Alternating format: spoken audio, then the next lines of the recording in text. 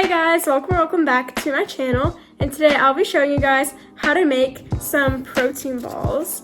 And you can just watch me make these or you can follow along, and I will post the recipe in the comments. But here is the recipe on paper if you want to just pause and screenshot. And I just doubled everything in this recipe, so if you want to cut everything in half, then that'll make 10 balls, but I'm trying to make 20.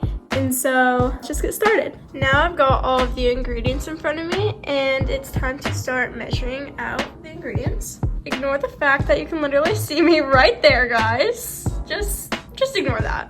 First, I've got to measure out 3 cups of almond flour. Oh gosh. Okay, I'm already making a mess. We're gonna say that's 1 cup. There was already some in there. This bowl looks like it's gonna be a little too small, so I'm gonna transfer it into a bigger bowl. Now I've got a much bigger, better bowl. It's time to add the shredded coconut. Alright, so this part took me an embarrassingly long amount of time, so just know that shredded coconut is really hard and annoying to get out of that stupid bag, so just beware.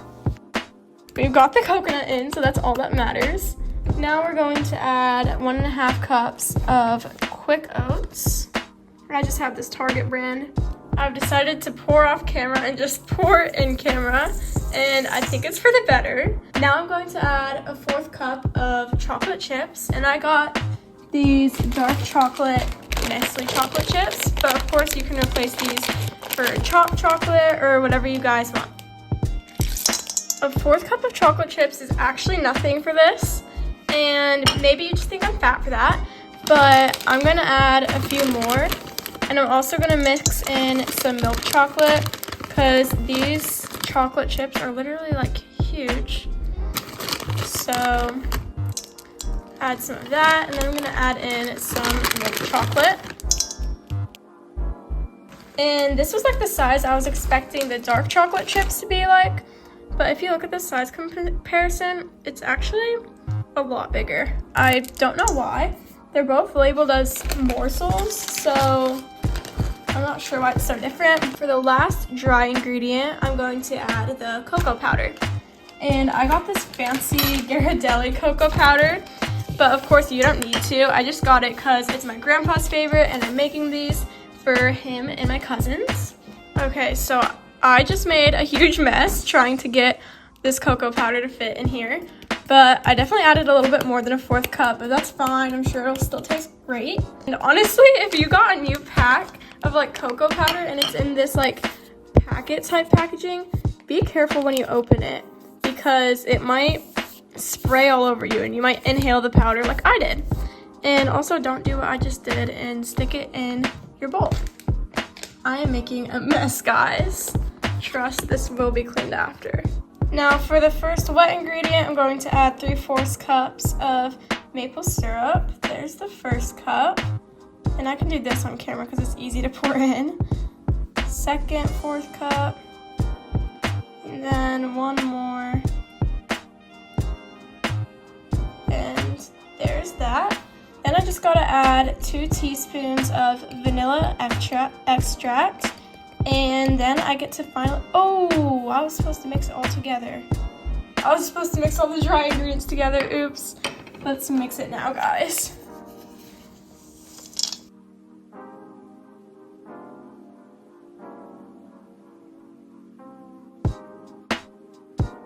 All right, back to mixing, guys. My mom called me in the middle of filming this, but still mixing. It smells really good. I think the Ghirardelli cocoa powder is gonna taste really good with it. So if you feel like splurging a little bit, then I would get the Ghirardelli cocoa powder. I haven't even tried it and I'm telling you guys that, but, oh, what was that? Based off smell, that's what I would say. It looks really good so far though. I am gonna probably have to mix it a little longer though, since I did put in maple syrup before I mixed in all the dry ingredients, which by the way, if you make this, don't make the same mistake as I did and mix all of your dry ingredients first and then add your wet ingredients, which is just the maple syrup and the vanilla extract. haven't added the vanilla extract, but now I don't know if I'm gonna add it because I don't know if it'd mix in well.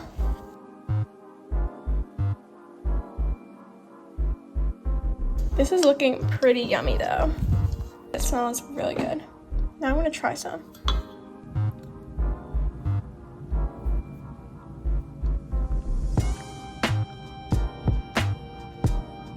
That's pretty good, but I feel like it's missing something honestly, so I'm gonna add the vanilla extract and hopefully it works out well. So I mixed it up a little bit better now, and the chocolate chips aren't really sticking to the actual like mixture, so I'm kind of concerned about that, but honestly when I roll it into balls I think it'll all end up sticking together.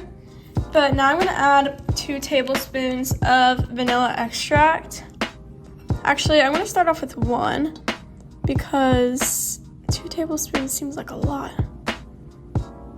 even though I had doubled everything in the original recipe and they used 1 teaspoon. I keep wanting to say tablespoon in the original recipe, so we'll see. I don't know if that's gonna mix well at all, so I'm kind of scared now because that all looks soaked up in that one spot. But I mixed it pretty well considering I smell the vanilla pretty strongly. I'm glad I didn't put in 2 teaspoons first. But I'm pretty happy with how I mixed it all up considering I added the maple syrup in before mixing in all of my dry ingredients. But let's see how this turns out.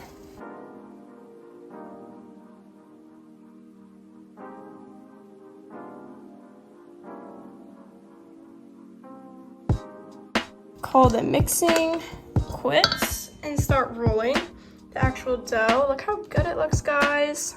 I just turned on another light in the kitchen, so hopefully the lighting's a bit better, but I just got 2 paper plates and covered them in parchment paper, and now it's time to actually start rolling. So clearly we got the batter already, and I don't know how big I should make these. I'm gonna make these about, let's see, I'm gonna stick some chocolate chips in there because they're falling out.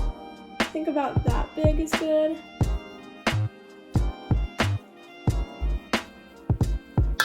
Oh, chocolate chip fell on the floor, guys. This is so sad. I think that's how big I'm gonna make them. Look at the chocolate chip poking out. Yum. And then I also have the cocoa powder that I'm gonna cover some in, like just the outside. And then I have the oats and the chocolate chips. And I'm gonna keep some of them like plain without anything on the outside, but some I'm gonna make different and add stuff to the outside, and I don't know, just make it look cute and taste maybe even a little bit better.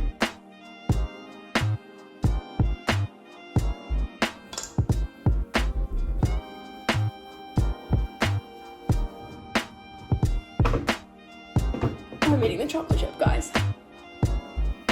I'm gonna poke a chocolate chip through there. So like I said, I'm gonna start by trying to cover it in just the oats, and it's working well. This is promising, more promising than the chocolate chips were. All right, it's not working like, and not a bunch of them are sticking in, but enough are sticking in to the point it's noticeable. There we go. That looks like something you'd buy. Something I'd buy at least. Let me know if you guys buy it down below. But that looks pretty good. Now we're gonna make another one of the same because that was actually worked surprisingly well.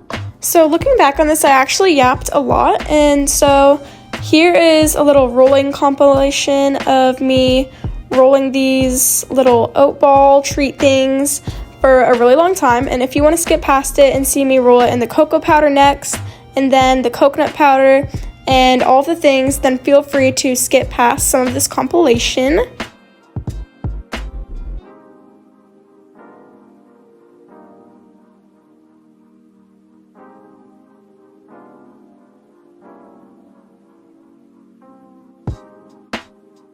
Now let's try coating it in here. I don't know how I should go about this. Should I just dab it in? I'm gonna get Let me just get a napkin. I was gonna get a plate, but that's a little far away.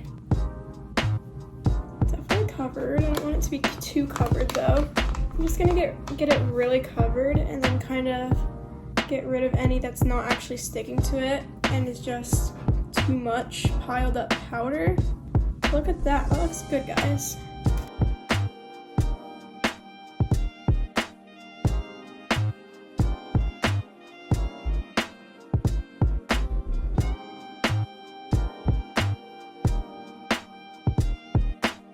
And then I created some of the oat balls with some shredded coconut on the outside. And this was more difficult and you actually had to like push it into the ball.